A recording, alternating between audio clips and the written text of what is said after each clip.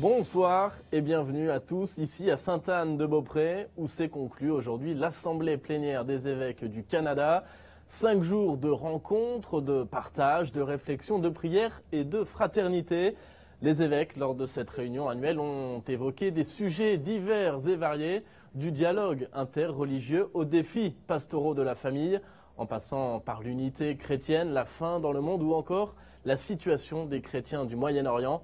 Bref, ce fut une semaine très riche et l'heure maintenant est au bilan. On écoute le résumé d'Émilie Callan.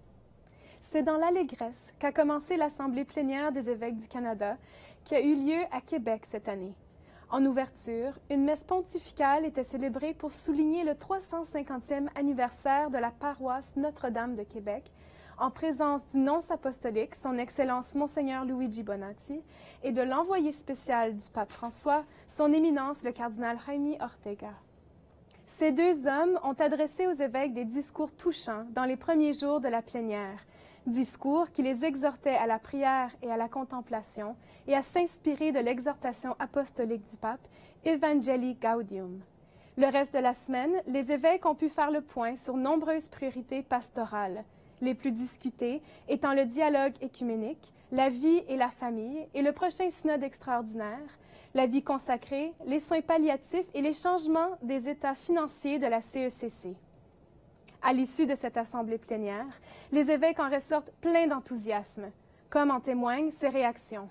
Tous les échanges en lien avec le prochain synode sur la famille ici ont été des plus intéressants.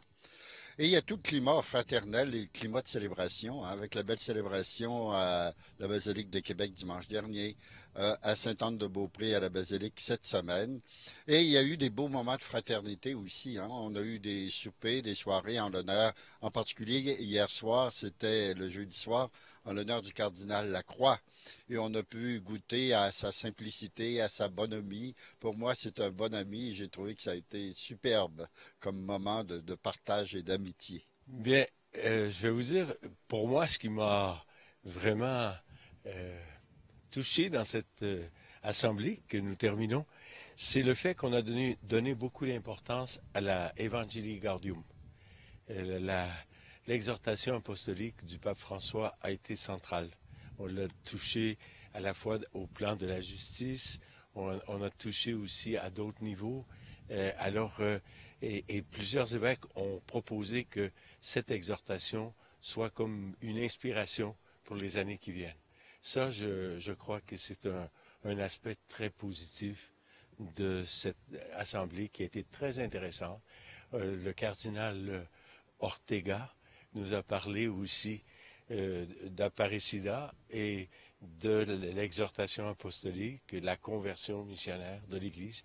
Alors moi, ce que j'ai senti cette semaine, c'est qu'on est comme dans un virage très positif pour notre Église. Je repars avec, avec vraiment une vision qui va m'être utile pour le travail au quotidien à Saint-Hyacinthe. C'était très intéressant. C'était rempli, bien rempli avec des choses. Et nous avons écouté des choses très intéressantes quant à l'Église dans notre époque aujourd'hui. Je suis bien satisfait de cette semaine. Ça a été une assemblée extrêmement intéressante et j'ai beaucoup aimé le ton pastoral de cette assemblée-ci. Des fois, il y a des questions administratives qu'on ne peut pas éviter, mais cette fois-ci, c'était vraiment enraciné dans un ton pastoral. Et on a beaucoup parlé autour du grand texte du pape François, Evangelii Gaudium. Et puis, ça a été nourrissant pour tout le monde. Le bilan, premièrement, être ensemble avec tous les évêques du Canada, c'est vraiment une source de force et de l'espoir et de la joie aussi. Pour moi, personnellement, je me sens très bien, comme si je me suis lavé avec l'eau de joie. Je suis frais maintenant, je suis content et plus fort qu'avant une semaine. Il y a un tas de challenges qui fassent l'Église catholique, pas seulement l'Église catholique, l'humanité aussi. Mais une fois qu'on est ensemble, la solidarité des évêques, on peut ensemble voir les choses plus claires. Et une fois que vous voyez les choses claires, vous avez la confiance en vous-même.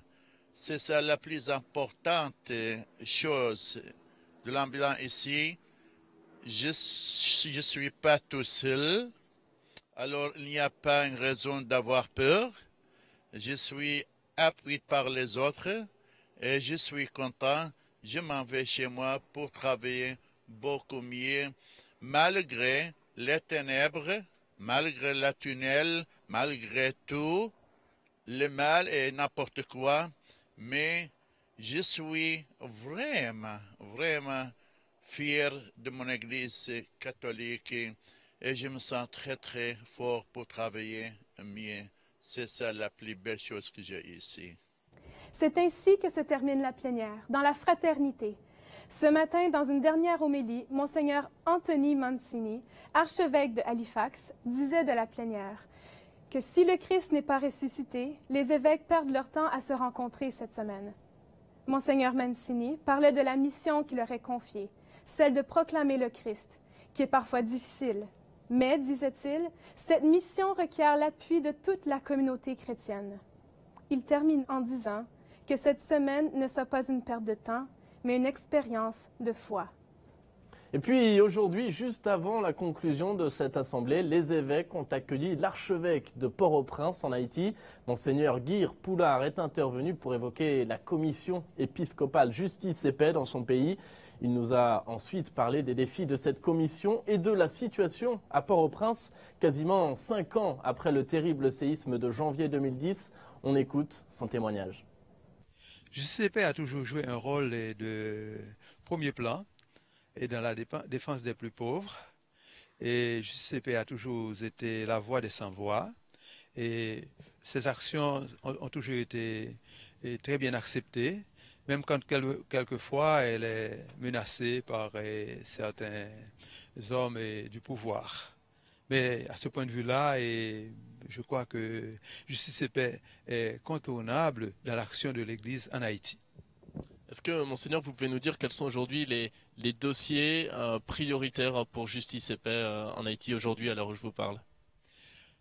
Il y a le problème de la justice avec Justice et Paix et le problème de beaucoup de détenus qui sont retenus en détention sans être jugés. Là, Justice et Paix joue un rôle assez important.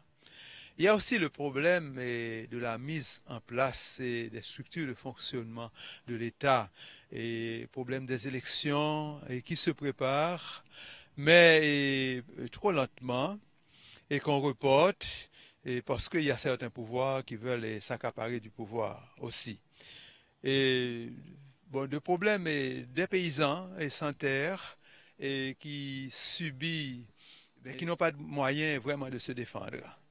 Et il y a le problème aussi, enfin un travail que fait Justice et Paix, c'est d'essayer quand même de créer une certaine unité au niveau de certains secteurs de la société pour que ces secteurs-là soient mieux entendus, mieux écoutés et puissent avoir un impact sur la vie du pays. Est-ce que vous pouvez nous dire maintenant un petit peu quels sont les défis et les priorités dans votre diocèse à Port-au-Prince? Dans mon diocèse, il faut reloger ceux qui ont été, je dirais, catastrophés par le tremblement de terre et qui vivaient sous les tentes dans des conditions vraiment indignes, je peux dire. Bon, je dis que ce travail est fait à 80%, 80-85%. Mais il y a le problème du chômage. Il y a trop de jeunes qui sont obligés de délaisser la campagne parce que les terres ne produisent plus et qui se retrouvent dans des bidonvilles et qui ne font rien. Donc c'est ce qui peut expliquer aussi qu'il y a tant de violence dans ces zones-là, qui deviennent quelquefois des zones de non-droit. Il y a le problème aussi de l'éducation à repenser, une éducation qui doit être plus proche des réalités que nous vivons, qui doit former les jeunes à une citoyenneté vraiment ouverte, une citoyenneté et qui les aide à être partie prenante dans la vie de leur pays. Cette semaine aussi, vous le savez, était marquée par l'intervention du cardinal Ortega. L'archevêque de la Havane à Cuba a d'abord célébré la messe pontificale à Notre-Dame de Québec. C'était dimanche dernier. Puis il a donné un discours aux évêques en début de semaine. Nous l'avons interrogé. Il nous explique quels sont ses liens avec le Québec. J'ai fait mes études ici, à Montréal, à Pont-Vieux, et 4 ans au séminaire de missions étrangères. Et évidemment, ici, j'ai connu la culture canadienne, j'ai appris la langue française, et j'ai beaucoup de confrères canadiens qui sont allés après travailler comme prêtres, missionnaires, très engagés chez nous, à Cuba, et d'autres qui sont un peu dans l'Amérique latine. Et actuellement, quelques-uns sont décédés et les missionnaires ont moins de présence chez nous. Il n'y en a plus, mais ils ont été des missionnaires extraordinaires. J'ai gardé toujours cette relation. J'ai visité plusieurs fois le Canada. J'étais avec eux et toujours logé à mon ancien séminaire. Et alors, le peuple québécois que j'ai connu est un peuple chaleureux. C'est un peu comme le peuple cubain. Quand on a fini la messe l'autre jour sur la cour, les gens s'adressaient à nous avec cette spontanéité semblable à la nôtre, à celle qu'on peut trouver chez nous. Je pense que mes liens sont, disons, du point de vue du cœur, très profondes, et aussi du point de vue culturel aussi. Alors, c'est une vieille histoire. J'ai fait mes études de l'année 60 à l'année 64 ici. Alors, ça fait longtemps, mais on a maintenu toujours cette relation très spéciale. Voilà, c'est ainsi que s'achève cette assemblée plénière. C'est ainsi que s'achève aussi cette émission. Merci d'avoir été avec nous et merci de votre fidélité. Je vous souhaite une très bonne fin de semaine. À bientôt.